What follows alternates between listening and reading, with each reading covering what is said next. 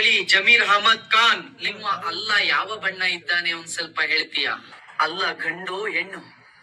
ಅದು ನಮ್ಮ ಹಿಂದೂ ನಾಯಕನೊಬ್ಬನನ್ನ ಹಿಂದೂಗಳ ಮುಂದೆಯೇ ಹಿಂದೂಗಳ ನೆಲದಲ್ಲಿಯೇ ನಿಂತು ಕರಿಯ ಅಂತ ಕರಿತೀಯ ಅನ್ನೋದಾದ್ರೆ, ನೀನು ನಿಮ್ಮ ಅಪ್ಪನಿಗೆ ಹುಟ್ಟಿದ್ರೆ ಇನ್ನೊಮ್ಮೆ ಹಾಸನದಲ್ಲೋ ಮಂಡ್ಯದಲ್ಲೋ ನಿಂತು ಕರಿಯ ಕುಮಾರಸ್ವಾಮಿ ಅಂತ ಹೇಳಿ ಹಾಸನದ ಗಡಿಯನ್ನು ಮಂಡ್ಯ ಗಡಿಯನ್ನು ದಾಟಿ ನೀನು ಆಚೆಗೆ ಬಂದ್ರೆ ನಾನ್ ನಮ್ಮ ಅಪ್ಪನಿಗೆ ಹುಟ್ಟಿಲ್ಲ ಅಂತ ಹೇಳಿ ಕರ್ಕೊಳ್ತಾರೆ. ಡಿ ಕೆ ಶಿವಕುಮಾರ್ ಅವರೇ, ನೀವು ಒಕ್ಕಲಿಗರು, ನಾವು ಕಪ್ಪಗಿದ್ದೇವೆ. ನಾವು ಪೂಜಿಸುವ ಕೃಷ್ಣನು ಕೂಡ ಕಪ್ಪಗಿದ್ದಾನೆ. ನೀನು ನಿತ್ಯ ನಮಾಜ್ ಮಾಡುವ ಅಲ್ಲ ಯಾವ ಬಣ್ಣ ಅಂತ ಹೇಳ್ತೀಯ? ಬೇಡ, ಬಣ್ಣ ಹೇಳೋದಕ್ಕೆ ಭಯ ಆಗಬಹುದು. ಅಲ್ಲ ಗಂಡು ಹೆಣ್ಣು?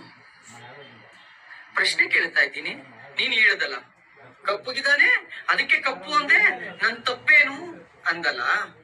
ನಾನು ಅದನ್ನೇ ಕೇಳ್ತಾ ಇದ್ದೀನಿ, ನಿಮ್ಮ ಅಲ್ಲ ಯಾವ ಬಣ್ಣ? ಅಲ್ಲ ಕಪ್ಪಗಿದಾನೋ ಬೆಳ್ಳಗಿದಾನೋ?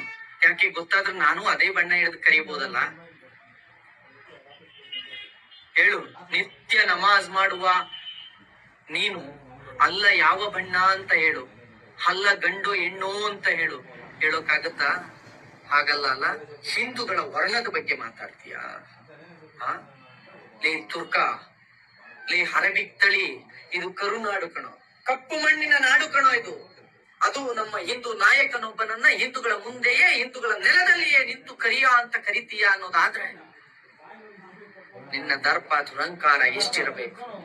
ಇದು ಹಿಂದೂಗಳ ದೌರ್ಬಲ್ಯವೇ, ಒಪ್ಪಿಕೊಳ್ತೇವೆ, ಇದು ಹಿಂದೂಗಳ ದೌರ್ಬಲ್ಯವೇ. ಆದ್ರೆ ನಿನಗೊಂದು ಸವಾಲ್ ಹಾಕ್ತಾ ಇದ್ದೇನೆ ಜಮೀರ್ ಅಹಮದ್ ಖಾನ್. ನೀನು ನಿಮ್ಮ ಅಪ್ಪನಿಗೆ ಹುಟ್ಟಿದ್ರೆ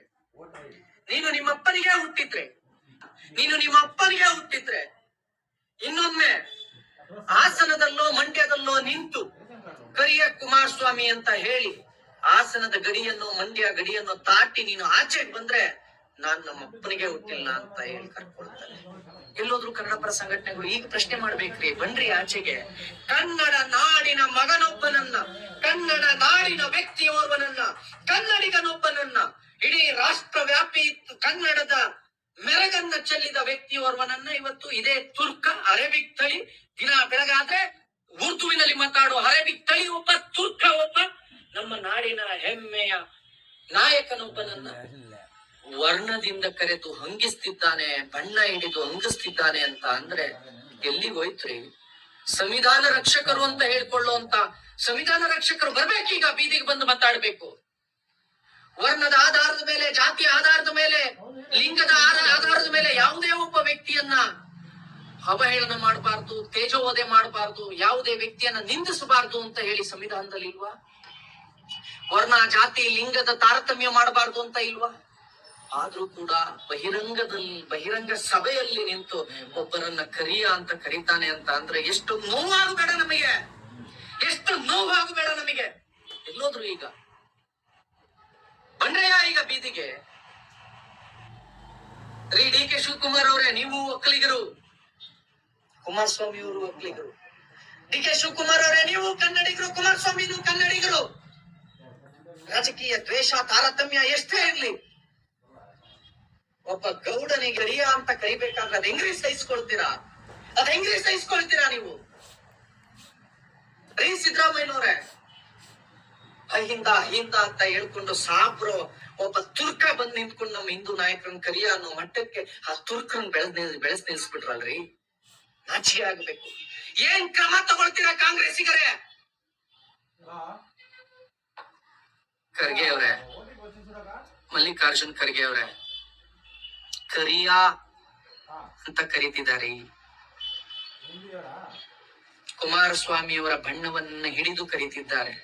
ಕುಮಾರಸ್ವಾಮಿಯವರ ಬಣ್ಣವನ್ನು ಹಿಡಿದು ಜರಿತಾ ಇದ್ದಾರೆ. ಏನ್ ಹೇಳ್ತೀರಾ ಖರ್ಗೆ ಅವರೇ? ಏನ್ ಹೇಳ್ತೀರಾ? ಬಹಿರಂಗವಾಗಿ ಒಬ್ಬ ನಾಯಕನನ್ನ, ಮಾಜಿ ಪ್ರಧಾನಿಯ ಮಗನೊಬ್ಬನನ್ನ, ಮಾಜಿ ಮುಖ್ಯಮಂತ್ರಿ ಒಬ್ಬರನ್ನ ಕರಿಯ ಅಂತ ಕರೆಯುವ ಮಟ್ಟಕ್ಕೆ ಮುಸ್ಲಿಂ ತುಷ್ಟೀಕರಣ ಮಾಡ್ತೀರಾ? ನಾಚಿಕೆ ಆಗಬೇಕು.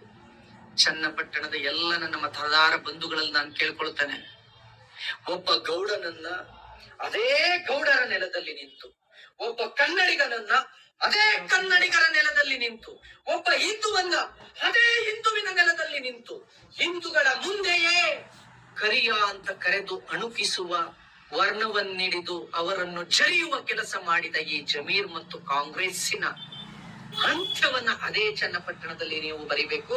ಆ ಮೂಲಕ ನಮ್ಮನ್ನು ಹಂಗಿಸುವವರಿಗೆ, ಈ ಕಪ್ಪು ಮಣ್ಣಿನ ನಾಡಿನಲ್ಲಿ ಹುಟ್ಟಿದ ಪ್ರತಿ ಓರ್ವನೂ ಕೂಡ ನಾವು ನಾಡಿನ ಮಕ್ಕಳು, ಹಿಂದೂಗಳು, ಹಿಂದುತ್ವದ ಕಲಿಗಳು ಅಂತ ಹೇಳ್ಕೊಳ್ಬೇಕು ಅಂತ ಅಂದ್ರೆ, ನಿಮಗೆ ನಿಜವಾಗ್ಲೂ ಪೌರುಷ ಇದ್ರೆ, ನಿಮಗೆ ನಿಜವಾಗ್ಲೂ ಕಿಂಚಿತ್ತಾದ್ರೂ ಕೂಡ ಗೌರವ ಅನ್ನೋದಿದ್ರೆ, ನಿಮಗೆ ಕಿಂಚಿತ್ತಾದ್ರೂ ಕೂಡ ಬಿಟ್ಟಿ ಭಾಗ್ಯಗಳಿಗೆ ನಾವು ಮೊರೆ ಹೋಗೋದಿಲ್ಲ. ನಾವು ನಮ್ಮ